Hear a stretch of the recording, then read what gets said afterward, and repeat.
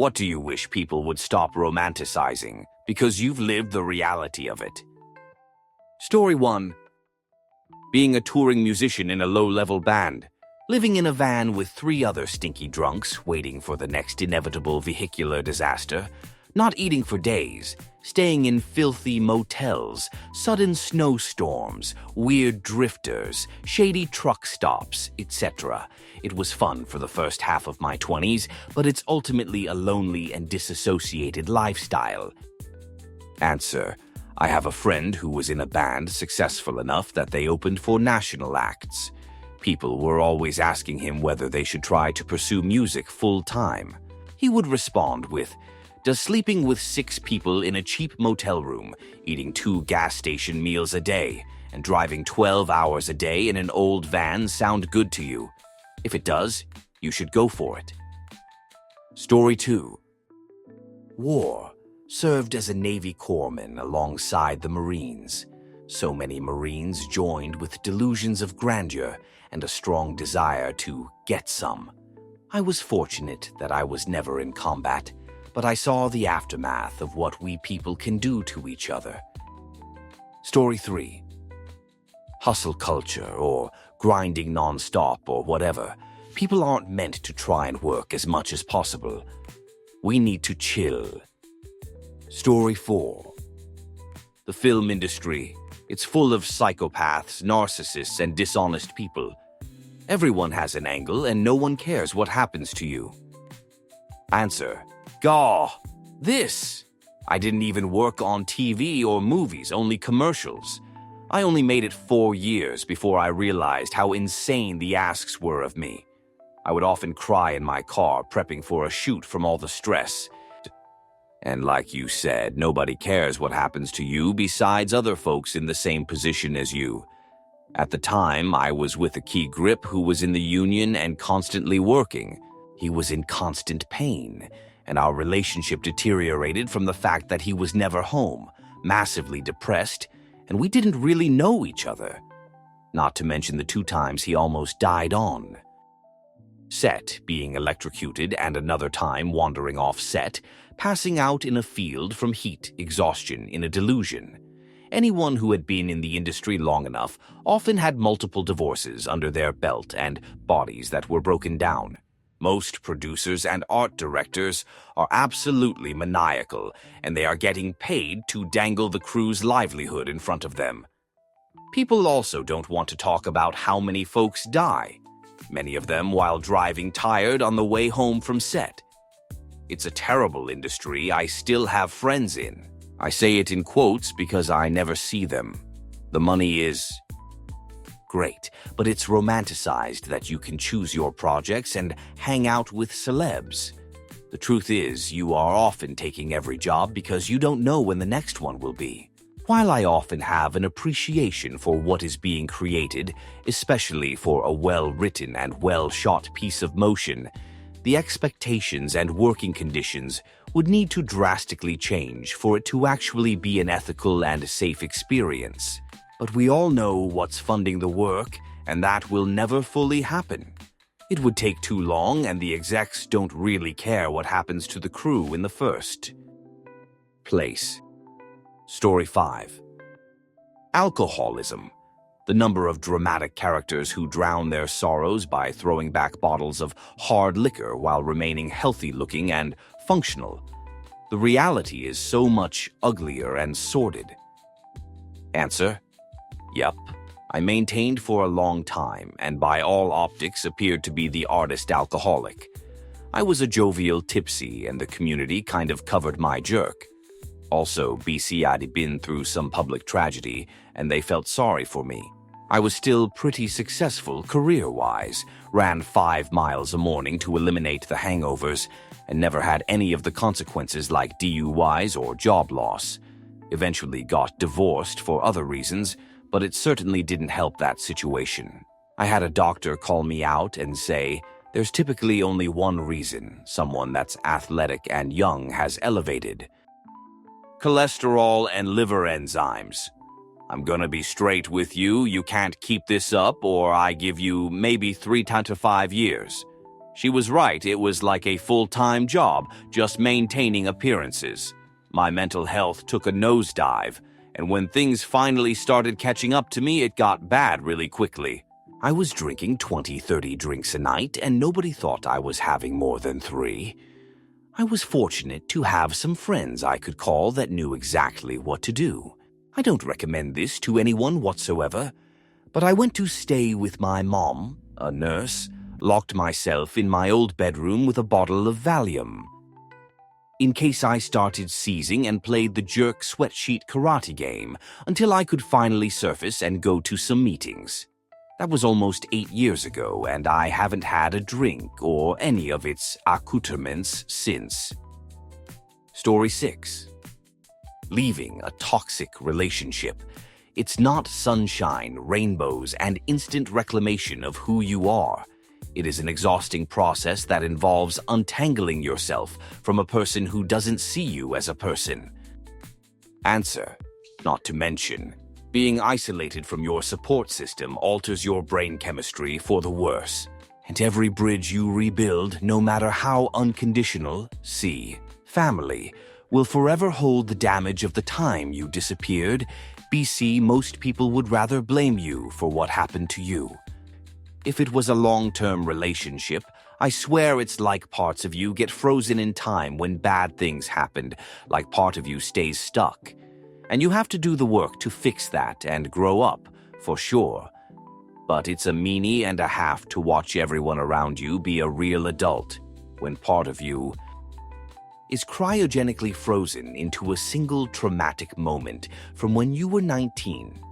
Everyone else's assessment of how well you're doing, which does matter. We need community. We need people, and coworkers exist. Depends entirely on how inconvenient you are to the people around you. If you are a delayed processor kind of person, and you hold it together really well, there will be zero sympathy when things begin to fall apart. The body keeps the score. If you do everything right outwardly and just keep swimming, you're gonna get hit in the face with a freight train in the form of some kind of sickness or burnout or any number of other unresolved past things that are charging interest on your life right now. Or, hey, all of the above. The understanding that you can get back the time you lost, but the time you're spending recovering from it is also lost, and everyone is miles ahead in life as you're crawling out of a hole. The flashbacks. Explaining just requires more explaining later, so you have to be okay with your friends and coworkers thinking you're insane while you figure out how to manage triggers you don't even know you had. And you gotta face all this and get the roadmap done because these were your choices and you don't get to complain about them, while everyone else is judging your pace and attention to detail, and you know darn well explanations aren't excuses. But God, is it so hard some days? I'm better now, but every so often an offhanded comment or a TikTok with a show's theme song from that time period, or sending one text, or someone leaving keys behind at a table will bring on a trigger I don't even realize I have, and I get to start all over again. Side note, the show Unbreakable. Kimmy Schmidt is a really great take on this. Anyone going through this, I recommend it highly, especially as you get further away from the events themselves. Story 7. Working with animals' veterinary medicine. We don't play with puppies and kittens all day. Honestly, only 10 of my day is spent with the animals, and the rest is dealing with humans. We are severely underpaid. We deal with emotional and physical trauma, both in the animals and ourselves. And the most common thing we get hurled at us is we only care about the money. Even the veterinarians are buried under piles of debt and are barely making it. Do you want to know why Fluffy's vet bill is $5,000? All that money is going to corporations and pharmaceutical companies. It absolutely eliminates us to hand you an estimate that we know is extremely expensive. We are drowning alive out here. There's a reason this industry has one of the highest tragic end rates. Answer. A vet went above and beyond to save my kitten years ago. It was the only time I've had a vet tell me not to get my hopes up, but they will try. Did a procedure they don't normally do for kittens that young, and I was told one of the nurses stayed all night with him. They monitored him for a week, which was excruciating for me and I'm sure grueling for the vet. The bill was astronomical, but they docked some of it off for me. I'm not sure why, but I'm grateful they did. He's 6 years old now, and I'm still so grateful for what they've done.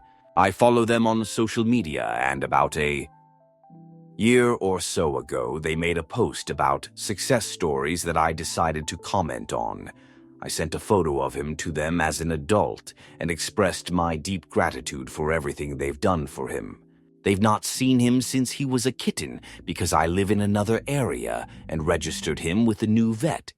But I thought if it were me that was that nurse who stayed up with him, I'd want to see him all grown up and thriving. I can't imagine how grueling it is as a job, and I can imagine distraught me was exhausting for them to deal with on top of losing sleep to watch him. Thank you so much for everything you do. Story 8. Trauma in general. Edit. Reading through some of these comments. Our trauma doesn't give us the right to unauthenticate other people's pain. Pain is relative, and everyone's pain is valid. Competing in the pain Olympics is romanticizing your trauma. I was more referring to how some people think it enriches one's life story, when in actuality it wipes it clean of any potential hope or promise. Answer: yeah. I've got CPTSD and it fudged my brain up so badly that I have seizures now. I'm no longer able to work because between that and other disabilities I inherited, I can't keep a job. Nobody wants a pizza delivery driver that has seizures while driving. Nobody wants an employee who can't remember simple sandwich recipes because of the brain fog. Nobody wants to accommodate someone who wakes up feeling so dreadful that they can't leave their bed longer than the time it takes to pee. So many people have talked shoot about me for being lazy and shoot, but I can't help that I'm like this. What little ability I had to work was taken away from me by traumatic event after traumatic event. It just kept happening over and over and over. I shouldn't have to spill my life story for people to respect me, but sometimes that's what it takes. It eliminates me. It's even worse because tics and seizures were some fudge-up trend for a while, and it delegitimized me even further. Sorry for the rant, I just really felt your comment. Story 9. Addiction. I feel like nearly every piece of addiction media makes it out to be an unhealthy habit that takes a little bit of willpower to break. The reality is, people being trapped living the same horrible day for years of their life and escape by a miracle. It really is a life-ending disease that people outside of it can't comprehend. Answer. I also dislike how TV movies make it seem like once you're sober, then your whole life is perfect.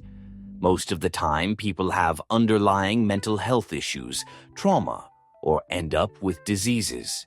Learning to navigate the world without adult beverage and substances to take the edge off is hard, and some days it doesn't look like sunshine and rainbows. I'm almost 6 years off substances and adult beverage, and while my life way better, I have lupus and I'm on a mental health leave from work. Some days it's easy to remember why I drank and did substances. Story 10. Animal rescue. I too frequently see people online commenting about how they'd love to rescue all the dogs, and having 40 dogs milling around their house at all times is the dream. It makes me want to cry, genuinely. Aside from the constant veterinary care in general, and the money that you shell out of pocket too, the very many emergency trips that land you in the overnight clinic for 6 hours, the constant feeding, medicating, cleaning up after, and socializing with tens and tens of dogs is a full-time job that requires 247 of being on. Add in your actual life, like a job, school, and personal relationships, and it all falls to chaos very quickly and is very hard to escape from. Your average high-occupancy foster home does not look like the photo spreads from Better Home and Garden, and it doesn't smell like a Bath and Body Works. You and your clothes don't either.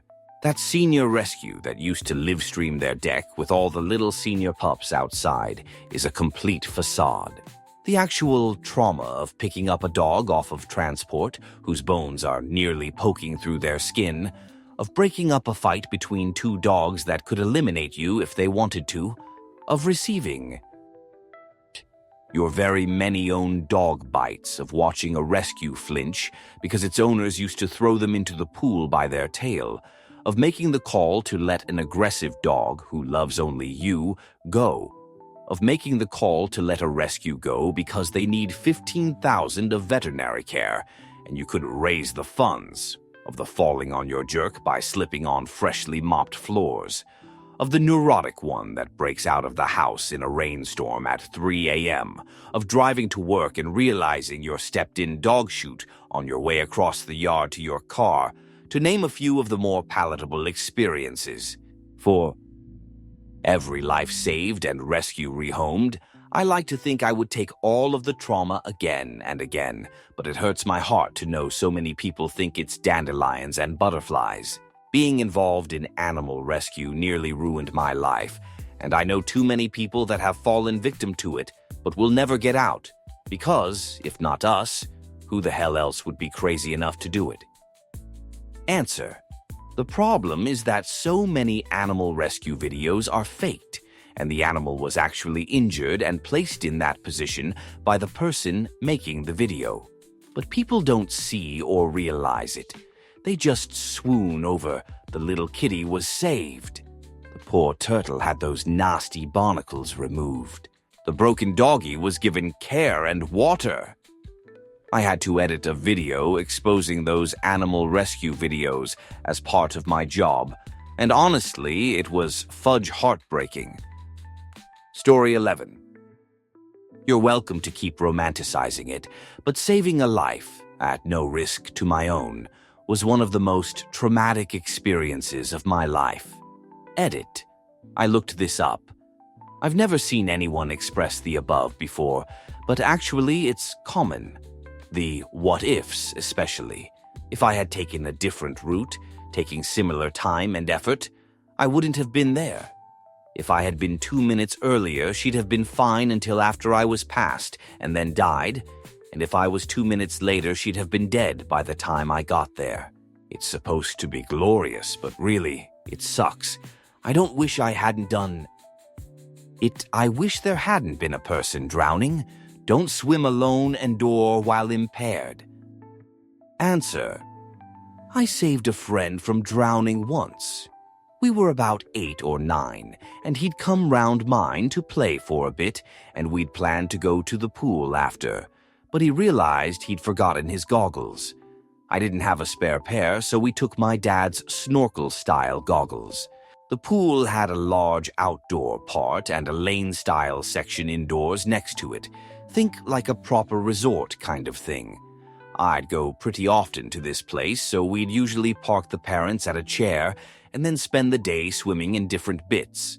Not all within eyeshot, but close enough. This day we decided to wander into the indoor lanes because why not? Outside had plenty of people, but it was a lovely, warm, sunny day, so the indoor part was literally empty apart from one very bored lifeguard. We were diving down to the bottom of the deepest deep end, with him wearing my dad's goggles. We were having a great time, until on one dive he got to the bottom, and because it was an adult mask on a kid's head, the mask slipped and his goggles suddenly filled with water and he panicked. He flailed for a bit and clearly took in water and very quickly passed out. I realized after a couple seconds that he wasn't taking the piss, and dragged his limp body all the way up from the bottom to the surface. I remember thinking just how hard it was to move a properly limp body underwater. Once I got him to the top, he was still out, and I had to drag him to the side and pull him out before he coughed up a lungful of water and was pretty much fine, just mostly embarrassed and confused. The whole event only lasted seconds. The entire time this was happening, the lifeguard didn't give a single shoot. My guess is to him this just looked like two kids pissing around, because my friend had come around so quickly once I got him out. The pool, I didn't actually need to do anything, so I didn't really need the lifeguard. Then we just went back like nothing had happened. I told my parents I'd just saved my friend from drowning, and they didn't seem to take me seriously. The whole experience was bizarre because I was just thinking like, isn't this supposed to be a big deal? My friend lost consciousness and would have died.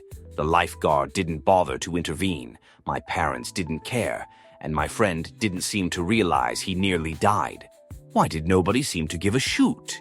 It sits in my mind sometimes how I'm apparently. The only person who knows this was a traumatic event. Edit. Holy fudge, shoot. I went looking for pics of the pool, and instead this article was the first thing that popped up. Admittedly, my event was about 10 years prior to this article's event, but it's at least given me some vindication. Story 12. People that spend a night or a week outdoors and think that they know what it's like to be homeless. Or basically anyone that can decide to stop being homeless anytime they want to. It's an entirely different level of pressure and anxiety when you can't just choose to go back to a home. Answer. I hope people aren't still doing this, but it used to be such a huge thing. I fudge disliked the performance homelessness that kids did to raise awareness and understand what being homeless was like. People made such a big deal of how wonderful these kids were. No, you are outside for one night in your expensive camping gear. Y'all have someone watching over you so you are safe, especially the women. You are just camping overnight on the street for kudos. Do it for a month with no fallback support. Adding actually ask homeless support services and groups what would be beneficial and needful.